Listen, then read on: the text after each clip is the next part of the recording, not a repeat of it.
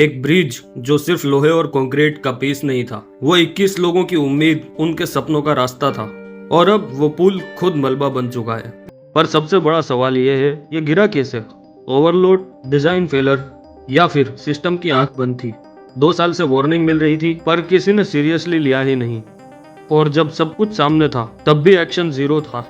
तो क्या यह हादसा सच में एक्सीडेंट था या एक प्लांट नजरअंदाजी का नतीजा?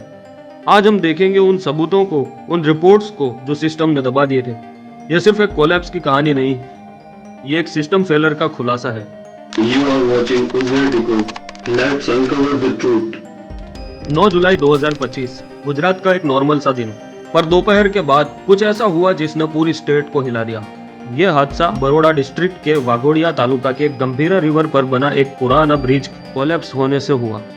करीब 3 बजे के आसपास कुछ व्हीकल्स ब्रिज पर से गुजर रहे थे और उसी वक्त ब्रिज का बीच का हिस्सा सीधा नदी में गिर गया। ना कोई वार्निंग, ना कोई साइन, बस लाउड क्रैक और फिर सब कुछ नीचे।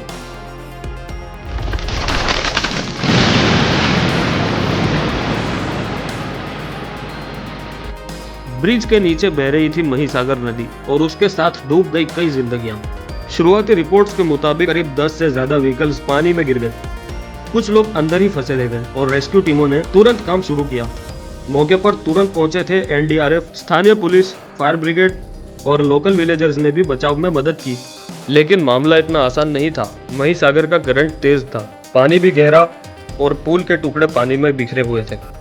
रेस्क्यू वर्कर्स को बॉडी ढूंढने में घंटों लग गए और अगले 24 घंटों में दर्दनाक आंकड़ा सामने आया। 21 लोगों की मौत, कई गंभीर रूप से घायल, 4 से 5 लोग ज्यादा देर तक लापता रहे। बहुत सारे न्यूज चैनल्स ने इसे नेचुरल डिजास्टर कहा, लेकिन सच ये था कि ये एक अवॉइडेबल ट्रेजेडी थी।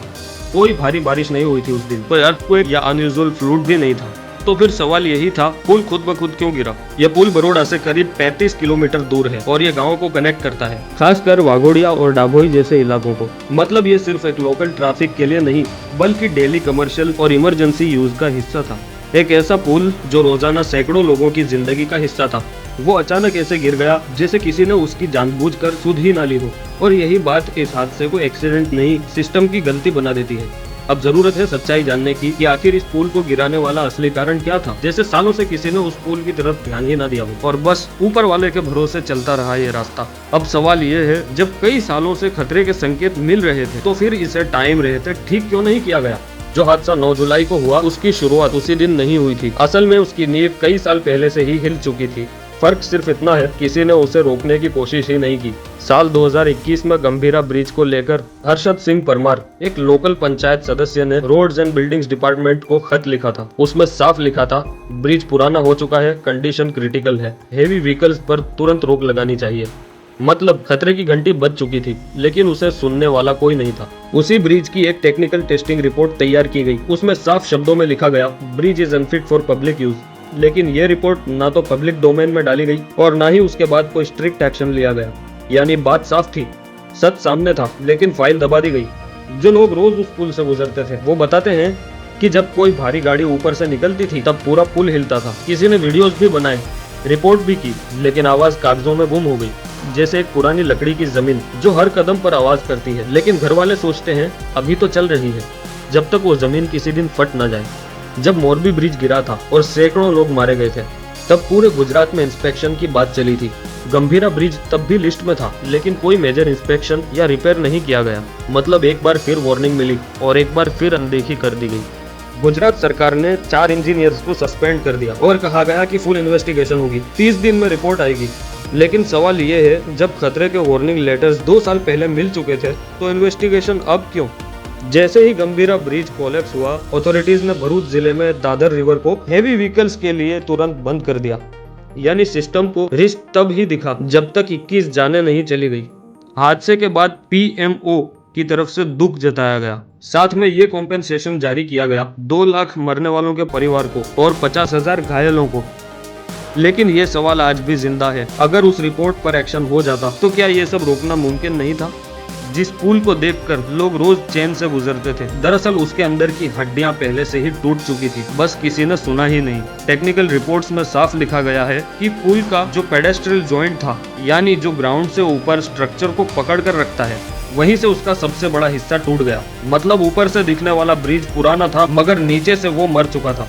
एक नियर बाय बिल्डिंग की सीसीटीवी में देखा गया कि 2 हैवी व्हीकल्स जैसे ही पुल के बीच में आए, अचानक ब्रिज ने हल्का सा झटका लिया और फिर बीच का हिस्सा पूरा धंस गया।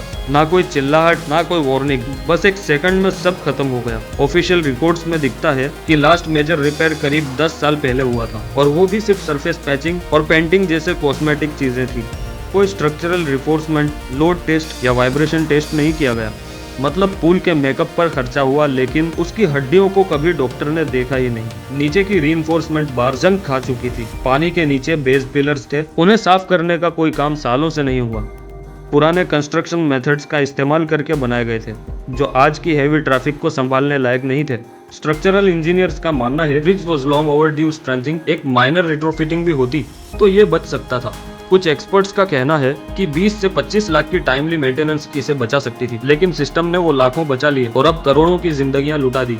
पुल टूटने के बाद तुरंत 4 इंजीनियर्स को सस्पेंड किया गया और एक कमेटी बनाई गई। कहा गया 30 दिन में जांच पूरी होगी, लेकिन ऐसी जांच पहले भी होती रही है और नतीजा रिपोर्ट्स बंद दरवाजों में चली जाती है और अगला हादसा अगले इलाके में हो जाता है। तो असली वजह क्या थी? पुराना design, no regular testing, ignored warning letters, दबा दी गई रिपोर्ट्स और पूरी तरह से बेपरवाह सिस्टम।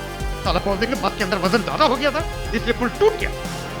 पुल अपनी मौत खुद नहीं चुनता, वो सिस्टम की बेफिक्री से मरता है। और उस दिन ये कोई एक्सीडेंट नहीं था, ये एक सिस्टम ड्रिवन डाउनफॉल था। गंभीरा नदी का पुल जब टूटा तो वो सिर्फ कंक्रीट का ढांचा नहीं था जो गिरा, वो लोगों का भरोसा था जो हर रोज उस पर से गुजरते थे, अपने बच्चों के साथ, बाइक पे, गाड़ी में, ये सोचकर कि सिस्टम उनका ध्यान रखेगा। लेकिन सिस्टम ने ध्यान नहीं रखा। वार्निंग मिलती रही, रिपोर्ट्स बनती रही, फाइलें घूमती रही और फिर बंद हो गई।